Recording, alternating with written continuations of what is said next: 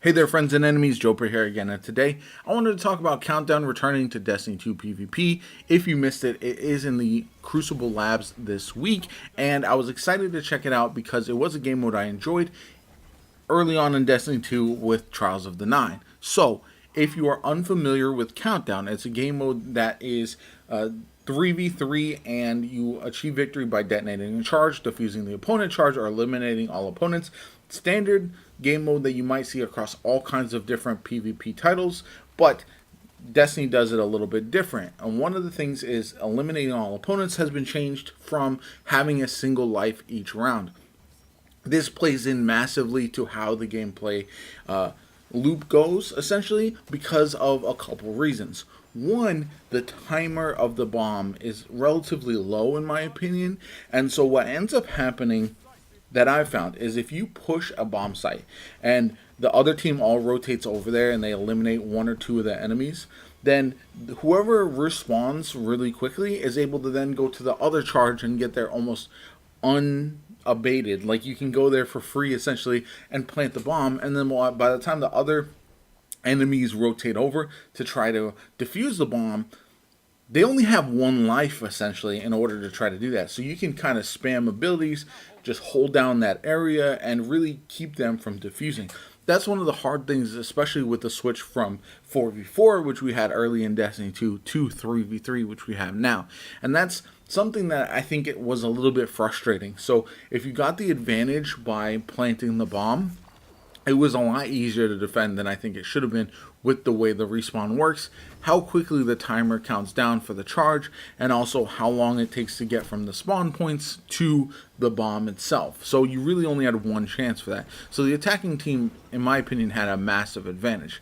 If you are pushing a bomb site as a team, it almost pays to have two players kind of bait the bomb and push that together, while the other player waits, lets the 3v2 engage on the other bomb site, and then push the bomb site that they're not guarding. So it's just a weird way to kind of have this design work because of the mismatched number of players. Same thing if you have two players attack one bomb site and they're going against two defenders, and you have a 1v1 on the other side. If the attacking player wins that 1v1, he's got a free bomb plant, and it takes so long, again, for the other players who are in a gunfight to now get back across to the bomb. It just doesn't work very well in that regard as far as how quickly you can get there to try to defuse. More often than not, when you were planting a bomb, it was going to explode. The countdown to defuse the detonation and the countdown to detonate, it just doesn't seem to line up because it takes so long to defuse it. You have to get there very early on in the count. That's one of the minor frustrations I had. Otherwise, it was a lot of fun trying to kind of play that out and learn how to maximize your chances of winning in this game mode, because you could do cheesy things essentially in order to make it work. And I know people are going to be very frustrated by that.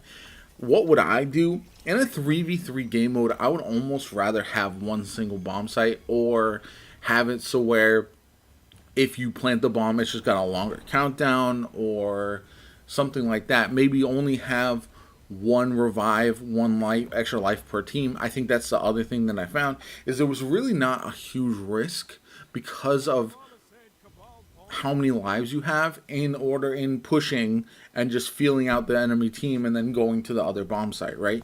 If you know you only have 2 lives, you could push the enemy team's bomb site, and then if you die and you don't get revived by a teammate, now you got to be really cautious with your second life.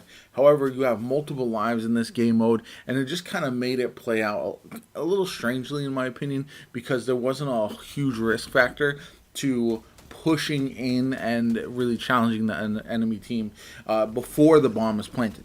Once the bomb is planted, then you have to obviously be cautious, because respawning will definitely change everything. The only way you could detonate the enemy's bomb is by essentially wiping their whole team. So once you do that, then obviously defusing would be easy. So overall feedback on some changes. I've already mentioned a couple, but there's some other things that I would like to see as well. you could add in a 6v6 game mode of this, and I think it would work just fine, to be honest. I think it would honestly be better, but only make it 6v6 with no respawns, revives only. I feel like that would be a fun game mode, kind of like Rift, and it could add something different to this, because I think Countdown at 3v3 is hard, especially because some of these maps are pretty big, and getting from bomb site to bomb site is not that easy. It's not like all of these maps are set up to where you can peek one bomb site, and then if they're not there, immediately rotate to the other one and be there in time to defeat the enemies, defuse the charge, all that kind of good stuff. So that's one of the downsides for me, and one of the things I'd like to see improved. Other than that, I think 3v3s are interesting. Again, I do like having multiple lives. I just think maybe there's too many and not enough risk there, especially if this is a game mode that is going to go into the competitive playlist, because that's the 3v3 playlist. Now, if it goes into the standard rotation, you can have as many lives as you want and just have all kinds of different options to play out there. But ultimately, if it is in competitive, it's got to have more restrictions and requirements in order to play your life a little bit more, rather than freely going in without really thinking. So as far as going forward goes, I hope they do tinker with this quite a bit. Put it in a playlist where people will actually be in that. One of the downsides of Crucible Labs is the fact that it doesn't count for your pinnacle, and so you don't get a rose from it, or any kind of competitive reward. You don't get really any draw.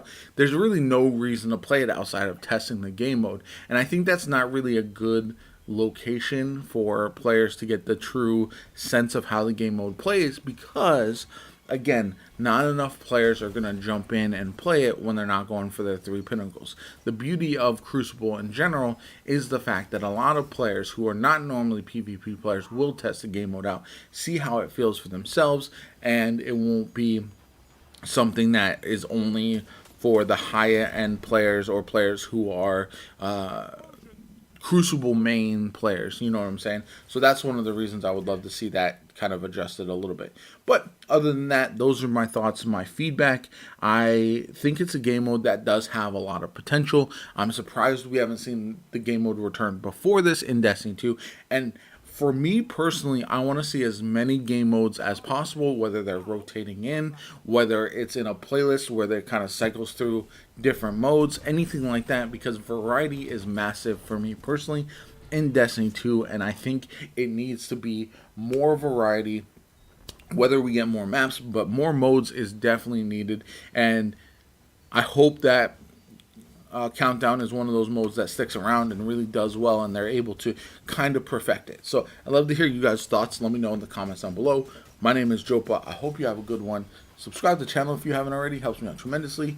And I'll catch you all later.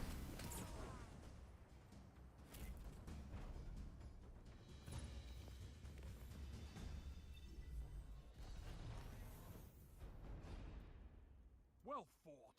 We need